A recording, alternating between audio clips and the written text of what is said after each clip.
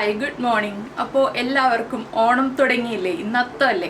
അപ്പോൾ അത്തത്തിന് ഒരു മധുരത്തോടു കൂടി നമുക്ക് ആരംഭിക്കാം നമ്മുടെ ഓണം റെസിപ്പീസ്. ഇതിന് മുന്നേ കുറച്ച് ഓണം റെസിപ്പീസൊക്കെ ചെയ്തിട്ടുണ്ടായിരുന്നു. എങ്കിലും നമ്മൾ ഒഫീഷ്യലായിട്ട് തുടങ്ങുമ്പോൾ ഒരു സ്റ്റാർട്ടിങ് ഉണ്ടേ, ഒരു ഭംഗിയായിട്ടൊരു സ്റ്റാർട്ടിങ് വേണ്ടേ.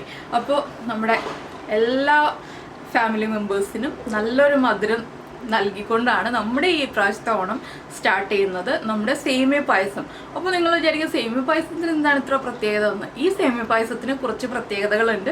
അത് കുറച്ച് സ്പെഷ്യൽ ഇൻഗ്രീഡിയൻസ് ഒക്കെ ആഡ് ചെയ്ത് നമ്മളൊന്ന് സ്പെഷ്യലായിട്ട് തന്നെയാണ് ഉണ്ടാക്കുന്നത്. അപ്പോൾ എന്തായാലും നിങ്ങളെല്ലാവരും ട്രൈ ചെയ്ത് നോക്കുക. അപ്പോൾ എല്ലാവർക്കും അഡ്വാൻസ് ആയിട്ട് ഹാപ്പി ഓണം. നമുക്ക് ഓണം റെസിപ്പീസ് സ്റ്റാർട്ട് ചെയ്യാം നമ്മുടെ സേമിയ പായസത്തിലൂടെ. നമുക്ക് നമ്മുടെ ഇൻഗ്രീഡിയൻസ് നോക്കാം. നമ്മളിപ്പോൾ 1/2 കപ്പ് സേമിയ എടുത്തിട്ടുണ്ട്. എൻ്റെ കയ്യിൽ വറുത്ത സേമിയാണുള്ളത്. നിങ്ങൾ വറുക്കാത്ത സേമിയ എടുക്കാണ്ട് എപ്പോഴും നല്ലത്. എന്താണെന്ന് വെച്ചാൽ നമ്മൾ നെയ്യിൽ വറുത്തെടുക്കുമ്പോഴാണ് പായസത്തിന് കൂടുതൽ ടേസ്റ്റ് ഉണ്ടാവുക. അപ്പോൾ എനിക്ക് കിട്ടിയത് വറുത്ത സേമിയ ആയതുകൊണ്ട് ഞാനിപ്പോൾ ഇത് ഉപയോഗിക്കുന്നേ ഉള്ളൂ.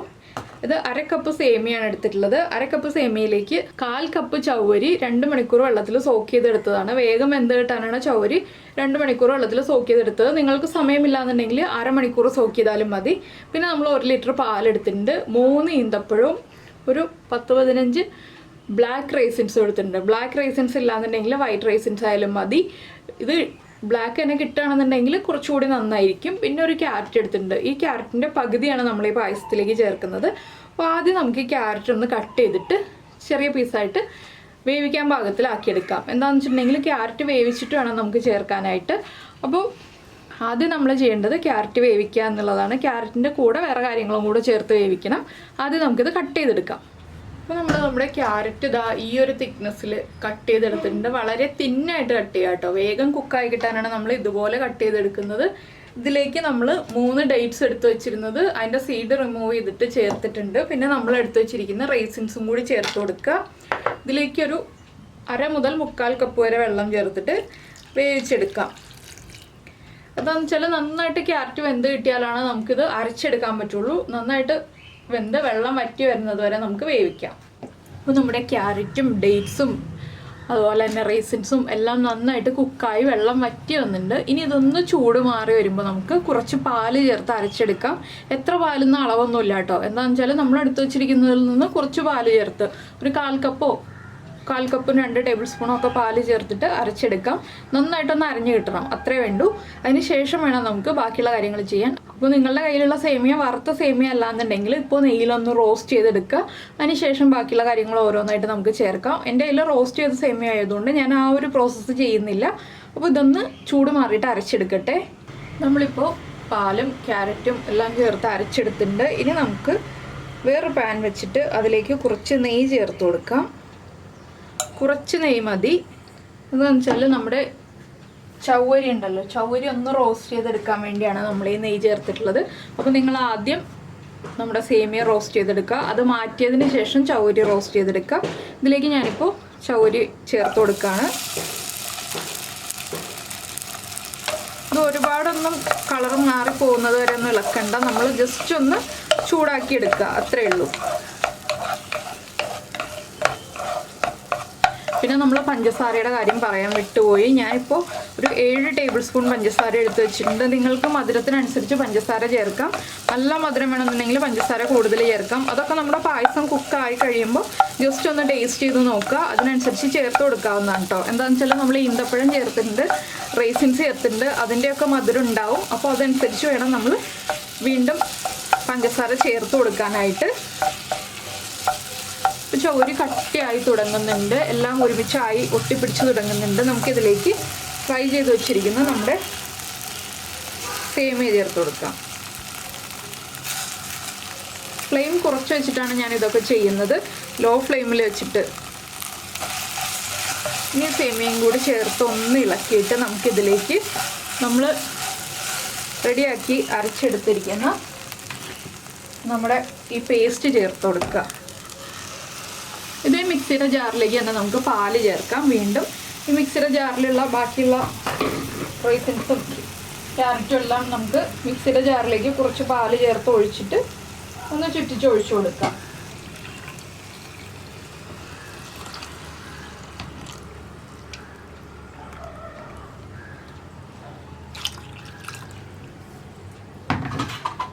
ഇനി ഇതൊന്ന് ഇളക്കി മിക്സ് ചെയ്യുക.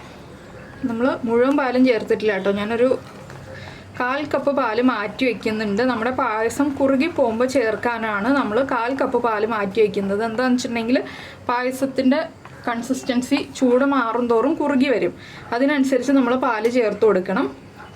അപ്പോൾ തിളപ്പിച്ച് മാറ്റി വയ്ക്കുക പാല് ഒരു 1/4 കപ്പ്. നമുക്കിതിലേക്ക് കുറച്ചുകൂടി പാല് ചേർത്തിട്ട് ഒന്ന് നന്നായിട്ട് വേവിച്ചെടുക്കാം. അപ്പോൾ 1/4 കപ്പേ ഞാൻ മാറ്റി വയ്ക്കുന്നുള്ളൂ, ബാക്കിയുള്ള പാൽ ഇപ്പോൾ തന്നെ മുഴുവൻ ചേർത്ത് കൊടുക്കുകയാണ്. ഇനി നന്നായിട്ട് തിളച്ച് വരട്ടെ, അതിന് ശേഷം വേണം നമുക്ക് ബാക്കിയുള്ള കാര്യങ്ങൾ ചെയ്യാനായിട്ട്. ഇപ്പോൾ നമ്മുടെ ചൗരിയും സേമിയയും ഒക്കെ കുക്കായി വന്നിട്ടുണ്ട്, പാലൊന്ന് കുറുകി തുടങ്ങി. നമുക്കിനി ഇതിലേക്ക് എടുത്തു വച്ചിരിക്കുന്ന പഞ്ചസാര ചേർക്കാം. പഞ്ചസാര ചേർത്ത് ഒന്ന് മെൽറ്റായി തുടങ്ങുമ്പോൾ തന്നെ നമുക്കിതിലേക്ക് ഏലക്കാപ്പൊടി ചേർത്ത് കൊടുക്കാം. ഏലക്കാപ്പൊടി മാത്രം മതി കേട്ടോ, ജീരകം ചേർക്കരുത്. ഏലക്കാപ്പൊടി മാത്രം ചേർത്താലാണ് ടേസ്റ്റ് ഉണ്ടാവുക.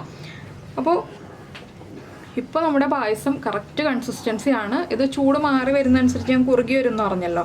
അപ്പോൾ നിങ്ങൾ ഇളം ചൂടോടെ കഴിക്കുകയാണെങ്കിൽ ഈ ഒരു പായസത്തിൻ്റെ കൺസിസ്റ്റൻസി കറക്റ്റ് ആയിരിക്കും. ചൂട് കംപ്ലീറ്റ് മാറിയിട്ടാണെങ്കിൽ ഞാൻ നേരത്തെ പറഞ്ഞ പോലെ തന്നെ നമ്മുടെ പാല് കുറച്ച് തിളപ്പിച്ച് മാറ്റി വയ്ക്കുക. ഇനി നമുക്കിതിലേക്ക് ഏലക്കയും പഞ്ചസാരയും ചേർത്ത് പൊടിച്ച ആ പൗഡർ ചേർത്ത് കൊടുക്കാം. ഒരു 1/2 ടീസ്പൂൺ ഏലക്കപ്പൊടി ചേർക്കുക. പിന്നെ നിങ്ങൾക്ക് കൂടുതൽ കളർ വേണം പായസത്തിനെന്നുണ്ടെങ്കിൽ 1 ക്യാരറ്റ് മുഴുവനായിട്ട് ചേർക്കാം കേട്ടോ. പിന്നെ എന്താണെന്ന് വെച്ചാൽ ക്യാരറ്റിൻ്റെ ടേസ്റ്റ് ഒന്നും വരില്ല നമ്മുടെ പായസത്തിൽ. ക്യാരറ്റൊക്കെ വേവിച്ച് അതിൻ്റെ കൂടെ ഡേറ്റ്സും എല്ലാം ചേർത്ത് വേവിക്കുന്നതുകൊണ്ട് തന്നെ ആ ഒരു ടേസ്റ്റ് ക്യാരറ്റിൻ്റെ അടുത്ത് നിൽക്കൊന്നുമില്ല, ആ ഒരു പേടിയൊന്നും വേണ്ട. പിന്നെ ഇതിൽ ഡേറ്റ്സ് ചേർത്തിട്ടുണ്ട്, റൈസിൻസ് ചേർത്തിട്ടുണ്ടെന്നൊന്നും അറിയില്ല കേട്ടോ. നമ്മൾ കഴിക്കുമ്പോൾ എല്ലാം അരച്ച് ചേർത്തിരിക്കുന്നതുകൊണ്ട് നമുക്ക് അതിൻ്റെ ഒന്നും ടേസ്റ്റ് ഫീൽ ചെയ്യില്ല. നമുക്ക് ആ ഒരു നല്ലൊരു ടേസ്റ്റ്, പായസത്തിൻ്റെ നല്ലൊരു ടേസ്റ്റും ഫ്ലേവറും മാത്രമേ അറിയാൻ പറ്റുള്ളൂ. അപ്പോൾ നമ്മുടെ സേമിയ കുക്കായിട്ടുണ്ടോ എന്ന് നോക്കണം. എങ്ങനെയാണെന്ന് വെച്ചിട്ടുണ്ടെങ്കിൽ ഇതുപോലൊരു ഫോർക്ക് എടുത്തിട്ട് ഒന്ന് കട്ട് ചെയ്ത് നോക്കുക. കട്ടാവുന്നുണ്ടെങ്കിൽ നമ്മുടെ സേമിയ കുക്കായിട്ടുണ്ട്. ഇനിയിപ്പോൾ നമുക്ക് ഫ്ലെയിം ഓഫ് ചെയ്യാം. ഇതിലേക്ക് കാഷ്യൂനട്ടും റൈസിൻസും ഒക്കെ ചേർത്ത് കൊടുക്കാം. അപ്പോൾ നമ്മൾ വേറെ പാൻ വെച്ചിട്ടുണ്ട് നമ്മുടെ കാഷ്യൂനട്ടും റൈസിൻസും ഒക്കെ ഫ്രൈ ചെയ്യാനായിട്ട്. അതിലേക്ക് നമുക്ക് നെയ്യ് ചേർക്കാം. ഇതിലേക്ക് നമുക്ക് നമ്മുടെ ഇഷ്ടത്തിനനുസരിച്ച് കാഷ്യൂനട്ട് ചേർത്ത് കൊടുക്കാം, അതുപോലെ റൈസിൻസും ചേർത്ത് കൊടുക്കാം. ഒരുപാട് വേണ്ട കേട്ടോ. എന്താണെന്ന് വെച്ചിട്ടുണ്ടെങ്കിൽ നമ്മളിപ്പോൾ ചൗരിയും ക്യാരറ്റും എല്ലാം ചേർത്തിട്ടാണല്ലോ പായസം ഉണ്ടാക്കിയിരിക്കുന്നത്. അപ്പോൾ പായസത്തിൽ കടിക്കാനായിട്ട് ഇടയ്ക്ക് ചൗരിയൊക്കെ ഉണ്ട്, ലൈറ്റായിട്ടൊന്ന് കടിക്കാനായിട്ട്. അപ്പോൾ ഒരുപാട് റൈസിൻസും കാഷ്യൂനട്ട്സും ചേർക്കാതിരിക്കുകയാണ് നല്ലത്.